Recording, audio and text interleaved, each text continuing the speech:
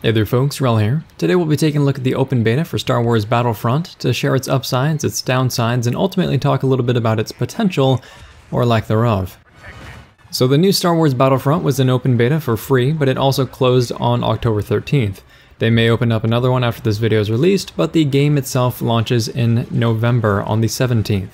Open beta was definitely a smart choice, not just to let people know what they're getting into, but also to get some feedback on the more interesting design choices. I personally haven't pre-ordered it, and I don't plan to, mostly because I've been let down by games so often lately that I'm not even sure it's a good idea anymore, but if I like the direction that they take the development, I may end up buying it after the fact. Because it is fun, but there are a fair amount of problems that need to be resolved first. Before we get into that though, the very first thing that this game does amazingly well is the graphics. This is one of the best looking games that I've ever played, not just first person shooters, but games in general, and it does that without throwing a whole bunch of bloom on everything. The animation quality is good, the particles aren't overdone, the terrain looks great, really crisp. All of that helps lend itself to a more immersive experience for the player, instead of a super gamey one. During the beta, there were 3 different game modes available. The survival game mode pits you against waves of increasingly difficult NPCs, and you can do this solo or cooperatively online, but you only have access to normal mode or normal difficulty right now, which is easily doable by a single player. The drop zone game mode is essentially capture and hold. Drop pods spawn randomly throughout the map, and then you've got to get to them and then pin down the location for a certain length of time. And lastly, there's the Walker Assault game mode, which is a gamified version of the Hoth battle from The Empire Strikes Back.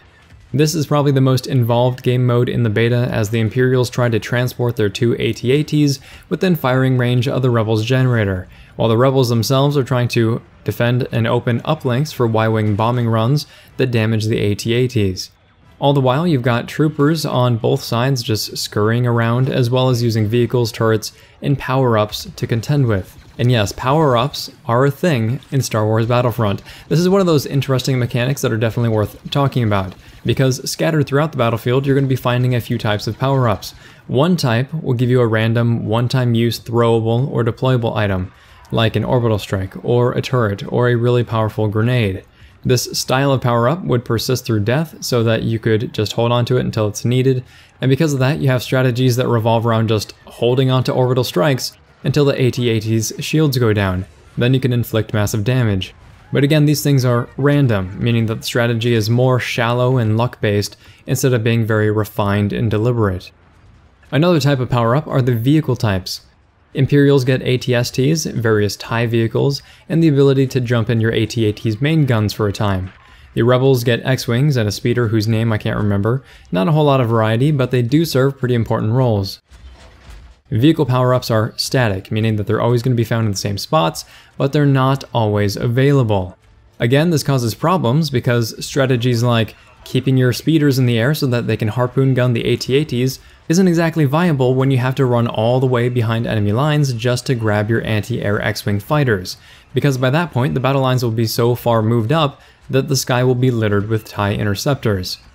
You've also got hero power-ups, which will give you access to either Luke Skywalker or Darth Vader, depending on which faction you're playing, though Boba Fett has also been announced and more heroes seem to be planned.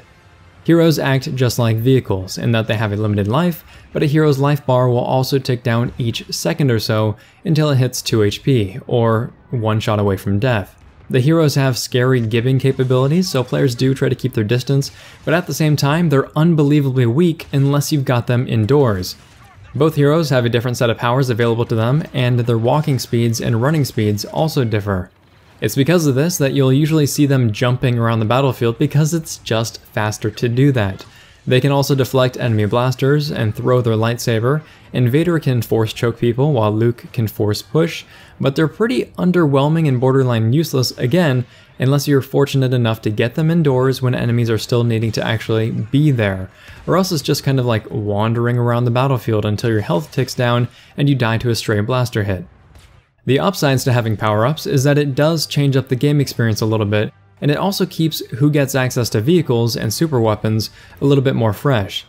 In the Battlefield franchise, some of the most annoying memories that I had of the games were that I would just be waiting for a vehicle to spawn. Usually a bunch of people are doing the same exact thing, so depending on how many people wanted to use vehicles, you had that many people not in the field being useful.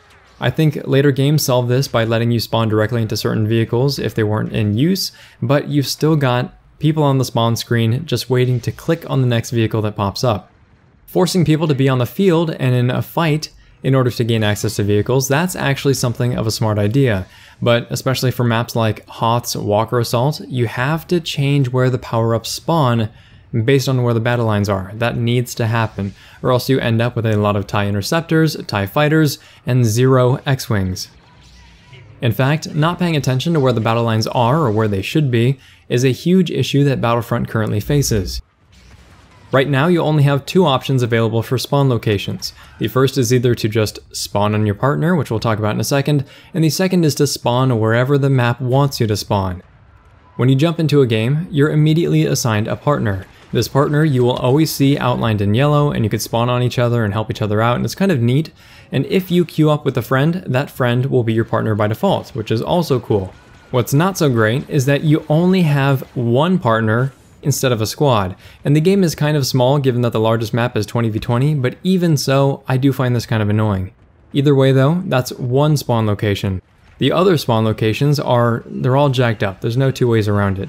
You can kind of manipulate spawns similar to the way you do in Call of Duty, where if you're on one side of the map, enemies won't spawn there unless they're forced to, but this is so ridiculously hit or miss right now in Battlefront that a lot of the times you'll have people spawning directly in front of your vehicle so that you can just kind of mow them down for free kills over and over and over, or you will be spawning in front of the AT-AT's line of fire over and over with nothing that you can do about it until the spawns decide to update. And when the game spawns do decide to update, it's either super predictable based on where your AT-AT is at, or you'll have enemies spawn randomly like 20 feet behind you and shoot you in the back. The spawn system needs so much work right now, it's definitely one of my biggest problems that the game faces at the moment. Static spawn points that the player can select would be one of the smarter ways to fix this, at least for game modes like Walker Assault, where you want to draw battle lines in a very deliberate manner. And this would help players more easily reach the right power-ups to affect the fight, and it creates more depth overall, which the game, at least in this beta version, is sorely lacking. When it comes to characters, there are no classes. You get to pick a blaster, you have a hand of star cards, yes, cards, not equipment, because that would make way too much sense, but your blasters all have infinite ammo and utilize an overheat mechanism. Overheating the rifle is actually better in a lot of cases because you have access to a skill reload mechanism. And by skill reload, I'm talking about a certain place in which you can press the R key again, and that'll immediately reset the cooldown, though the size of that skill reload area does decrease each time you do it down to a certain size. Weapons use a cone of fire based firing system, so little to no recoil, not a whole lot that you can do about increasing your accuracy except to let off the trigger every once in a while and aim down sights. I don't mind this at all, but it can definitely get annoying when your beams are tracing the outlines of your target instead of actually hitting them. Regarding the star card system, each player has access to 2 equipment slots, so you can equip a grenade and a jump pack, maybe a cycler rifle and an ion grenade. By the way, the cycler rifle is basically the game's only sniper rifle, and it's on a long cooldown. It's probably one of the smartest ways that I've seen a game handle one-shot kills to infantry, so major props there. Also, it's a lot of fun to use, but you've got 2 equipment slots, and then you have access to what's basically an ability slot. These abilities they're probably called something else, but one will give you a personal shield, and another will modify your ammo type to do more damage to vehicles, shields, and turrets. And this ability slot uses charges, which you have to buy or scavenge around the battlefield for in the form of power-up types. Lastly, you can unlock a trait. Right now there's only one in the game, but it's passive, and when you meet certain requirements, which is in this case landing headshots on your targets, you gain a passive benefit. Equipment, abilities, and traits all take up different slots in your hand, and this is a little bit annoying because it directly increases the power of the player, which I'm not so keen on. It's not like Call of Duty where you get starter loadouts that you can effectively fight with from day one. It's not like Battlefield where certain attachment options have downsides associated with them. They're just upgrades that are subject to opportunity cost. A nice caveat to this, however, is that you can also use your partner's hand. So if they have a different loadout with things you haven't unlocked just yet, you can play with their items and their equipment. Right now the max level is only 5 and unlocking items is pretty easy. The currency comes quickly enough, especially if you're good at farming people, but I'm kind of curious as to what kind of progression they're planning for in the future. Not a huge fan of vertical grinds, so hopefully they can find a way to balance that. Last thing I would like to talk about are the vehicles. Now, flying in this game is extremely unsatisfying. That's personal opinion, and I'm admittedly not great at it, but it's mostly mouse-based. So you have two different abilities depending on which type of vehicle you're flying, and you can press the F1, F2, or F3 keys to occasionally pull a special maneuver, like rolling to the side or doubling back down toward the earth. Outside of that, right click is going to lock onto the targets in front of you, and you can modify your speed using W or S. So it's a point and click shooting experience with some finger gymnastics thrown in when you need to shake somebody off your tail using the F keys, but it's not a really compelling experience from the cockpit. Aside from some sensitivity problems, ground vehicles are, to me, a little bit more satisfying to use. The AT-AT and the AT-ST both have 3 ways to deal damage, though the AT-AT is on rails and the AT-ST sometimes won't climb things you think he should be able to climb, forcing you to go around. There are actually a fair amount of invisible walls in the game, and that's something that also needs to be addressed, but overall, I think the game has potential. It's definitely a lot of fun, it captures the feeling of the Star Wars universe very well, but it's also in need of some core changes to spawning, power-ups, heroes, vehicle mechanics, to make it less frustrating, and also give it more strategic depth. Because right now, it does feel like a sort of generic shooter with a Star Wars theme. My final concern is the business model that they plan on using.